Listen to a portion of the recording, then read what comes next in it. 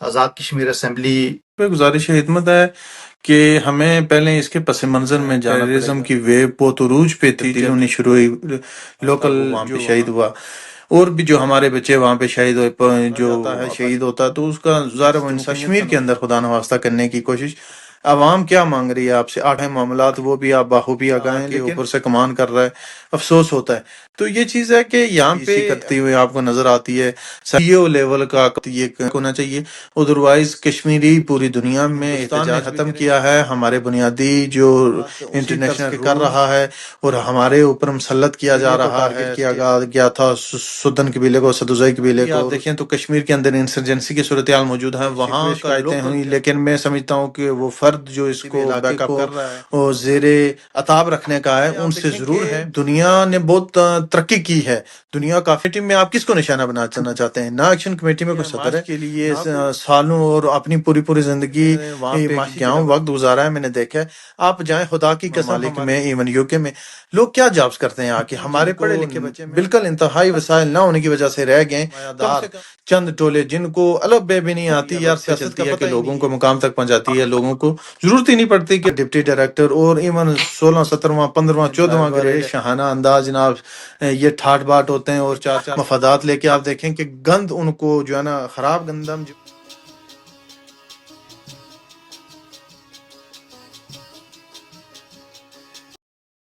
السلام علیکم ناظرین، میں ہوں آپ کا میزبان محمود اورنگزیب، پروگرام پار رنگ کے ساتھ نیو یارک امریکہ سے آپ سے مخاطب ہوں۔ میرے ساتھ آج مہمان شخصیت ہیں جناب پروفیسر سعود الطاف غزنوی صاحب۔ پروفیسر صاحب تھینک یو سو مچ، آپ نے ٹائم دیا۔ کیا حال ہے آپ کا؟ Thank you very much Aurangzeb صاحب، الحمدللہ۔ پروفیسر صاحب، یہ آج جو ہماری گفتگو کا موضوع ہوگا وہ آزاد کشمیر کی جو کابینہ ہے، آزاد کشمیر اسمبلی کی کابینہ نے رینجر فورس کی قیام کی منظوری دی ہے، اس پہ آپ کیا کہیں گے؟ یہ کیوں اس کی ضرورت پیش آئی؟ کیونکہ یہ جو رینجرز ہیں یہ تو اس میں 25% جو غیر ریاستی لوگ ہوں گے وہ اس میں شامل ہوں گے، یعنی کہ پاکستان کے لوگ اس میں 25% ہوں گے جو اس کو ہینڈل کریں گے، باقی عام جو سپاہی ہوں گے وہ آزاد کشمیر کے ہوں گے۔ تو اس پہ آپ کیا کہیں گے کہ یہ کیوں ضرورت پیش آئی اور اس حکومت کو کیا خطرہ ہے؟ وہاں تو کوئی دہشت گردی نہیں ہے، وہاں پہ کوئی بم دھماکے نہیں ہوتے، وہاں پہ کچھ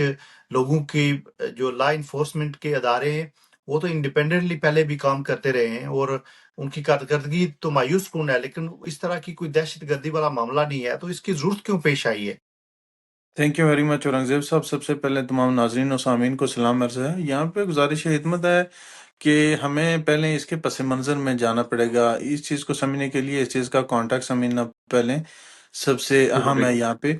آپ دیکھیں کہ کشمیر کے اندر اس سے پہلے بھی بہت ساری تحریکیں چلتی رہی ہیں مختلف ادوار میں بنیادی انسانی حقوق کے حصول کے لیے۔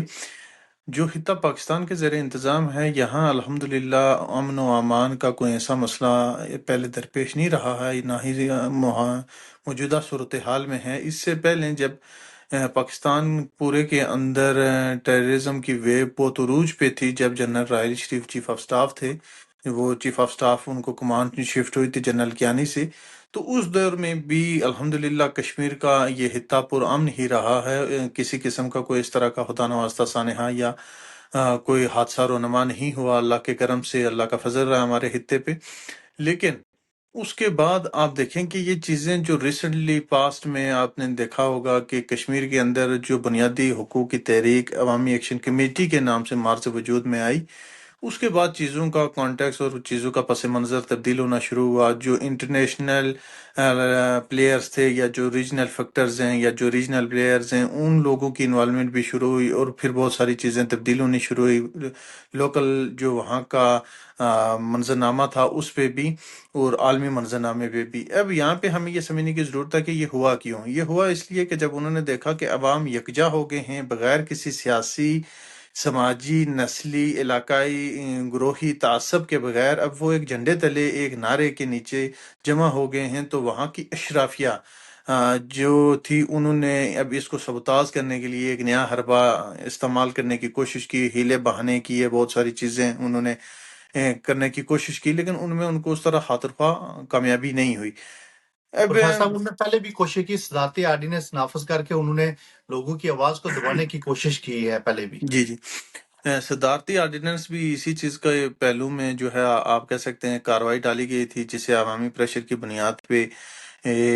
پل بیک کرنا پڑا حکومت وقت کو۔ یہاں پہ میری گزارش خدمت ہے مقتدر حلقوں سے، میں یہاں انوار الحق یا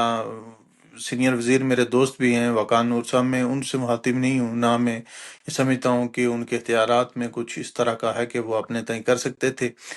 میں یہاں مقتدر حلقوں سے براہ راست یہ گزارش کروں گا کہ اس طرح کے ایڈونچرز نہ کریں۔ دیکھیں بلوچستان میں حقوق کی مانگ کرتے کرتے آج حالات کس نہج تک پہنچ چکے ہیں۔ ہمارے کشمیر کا ایک ریسنٹلی جوان وہاں شہید ہوا ہے، ایک جوان نہیں بہت سارے جوان شہید ہوئے ہیں، لیکن وہ جو میجر ساتھ تھا وہ وہاں پہ شہید ہوا، اور بھی جو ہمارے بچے وہاں پہ شہید ہوئے جو افواج پاکستان میں اپنی خدمات سر انجام دیتے تھے، وہ ہمارے بچے ہیں، ہمارے بہن بھائی ہیں، ہمارے جو ہیں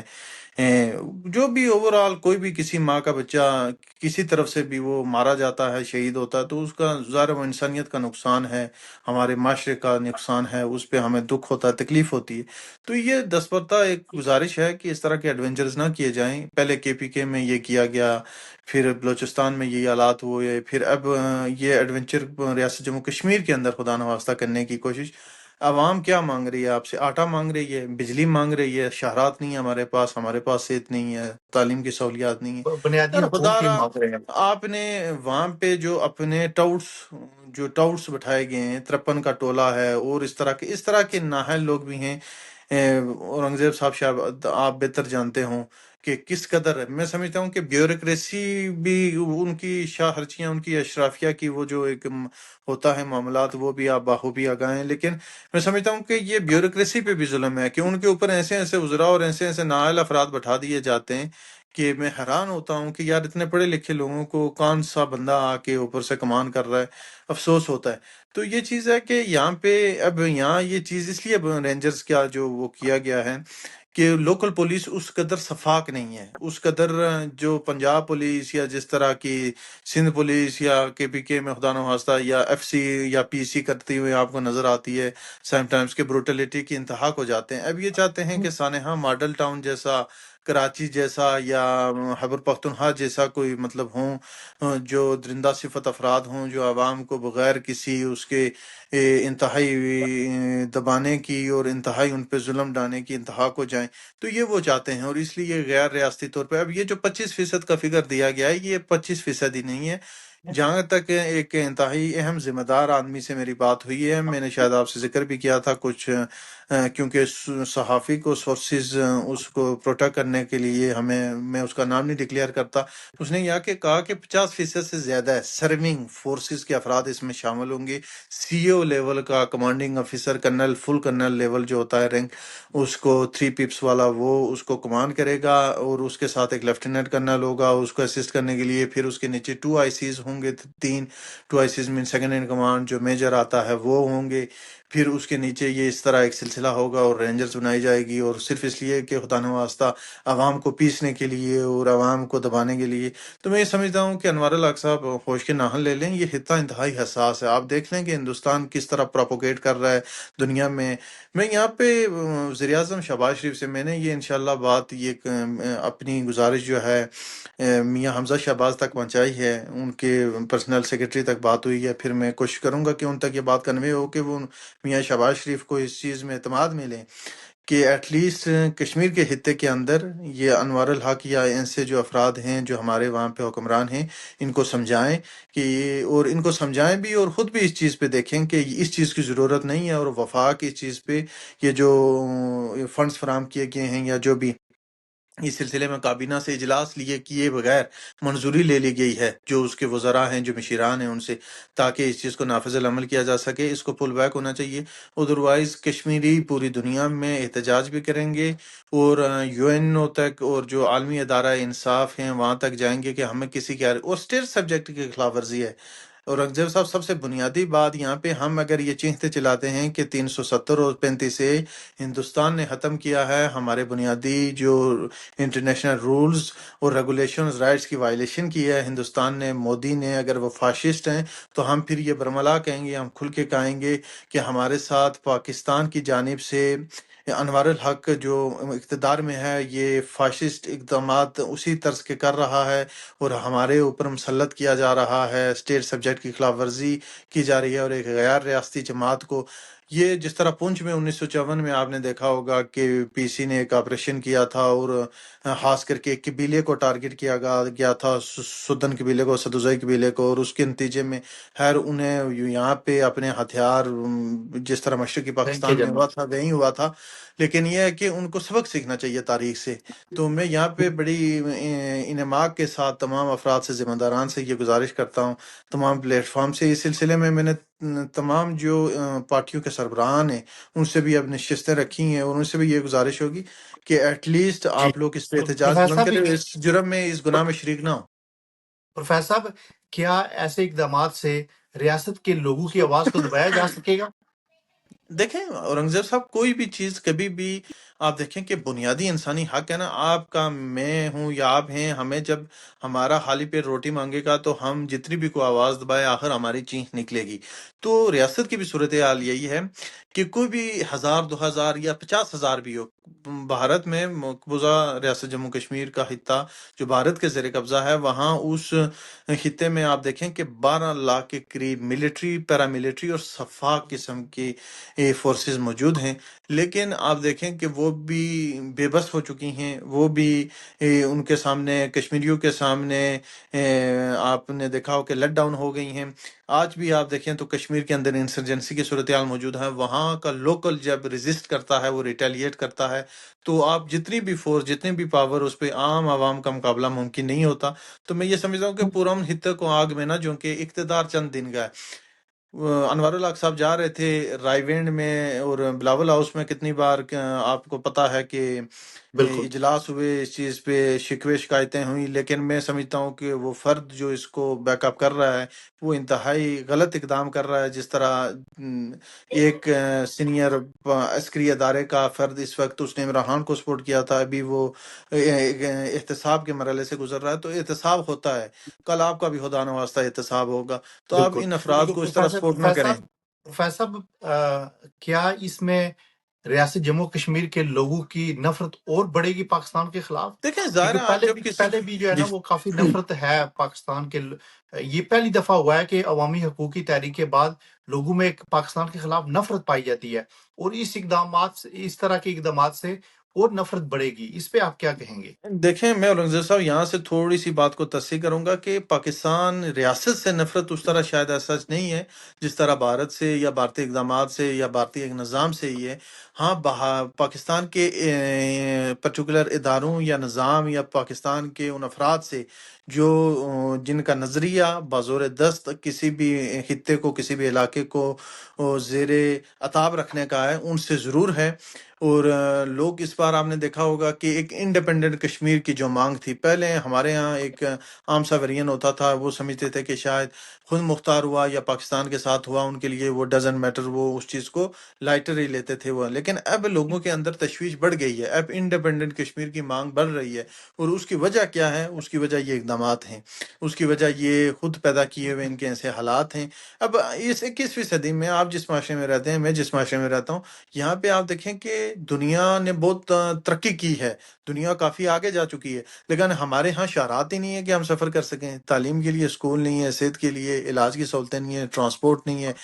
ایون آٹے پہ دیکھیں آپ، ایکشن کمیٹی کے یہاں پہ میں ایک گزارش کروں کہ ایکشن کمیٹی میں آپ کس کو نشانہ بنانا چاہتے ہیں؟ نہ ایکشن کمیٹی میں کوئی صدر ہے، نہ کوئی اس کا کوئی چیئرمین ہے، نہ کوئی اس کا کوئی لیڈنگ اس عام طرح کا لوگ ہے۔ ہیں۔ عام لوگ ہیں، آپ جیسے مجھ جیسے عام آدمی ہے جس کو وہ جو ذریعہ معاش کے لیے سالوں اور اپنی پوری پوری زندگی معاشی جلاوطنی کاٹتے ہیں۔ سر، ان لوگوں نے ایکچولی حالات کی جو ہے وہ صفاقی دیکھی نہیں ہے۔ میں مڈل ایسٹ میں نے وہاں پہ گیا ہوں، وقت گزارا ہے، میں نے دیکھا ہے۔ آپ جائیں، خدا کی قسم، ہمارے لوگوں کے حالات دیکھ کے بندے کا دل پسیج جاتا ہے۔ اور یہاں یورپ میں بھی آپ نے دیکھا ہوگا، امریکہ کینیڈا میں بھی، اور یورپ کے ممالک میں، ایون یو کے میں، لوگ کیا جابس کرتے ہیں آ کے؟ ہمارے پڑھے لکھے بچے، میں آپ کو بتاتا ہوں کہ میں 2019 کے سیشن میں جس بھی یونیورسٹی سے فری ہوا، وہاں C S computer sciences department کے جتنے ہمارے پی ایچ ڈی اور ماسٹرز ایم فل کے جو بھی اسٹوڈنٹس تھے یا طلباء تھے جو وہاں سے گریجویٹس ہوئے، لٹرلی ان میں سے صرف 2-3 جن کو بالکل انتہائی وسائل نہ ہونے کی وجہ سے رہ گئے، کم سے کم 50 سے 60 آدمی جن کو چائنا جا سکے، جو تاجکستان جا سکے، جو یو کے آ سکے، جو کینیڈا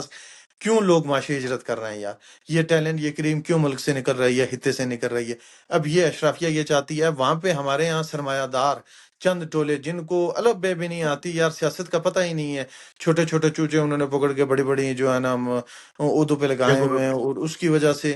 نظام خراب ہو رہا ہے۔ جی پروفیسر صاحب،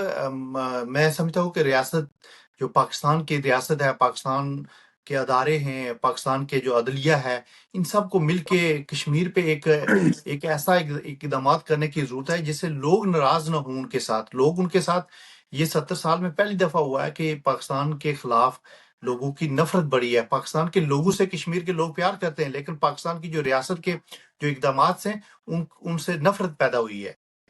دیکھیں سر، اصل میں بات یہی ہے نا، ترقی یافتہ جو معاشرہ ہے اس میں اور ترقی پذیر معاشرے میں دو بنیادی فرق ہوتے ہیں۔ ترقی پذیر معاشرے میں چند افراد ترقی کرتے ہیں، چند خاندان ترقی کرتے ہیں، چند افراد مراتی یافتہ ہوتے ہیں، اور ترقی یافتہ معاشروں میں پوری جو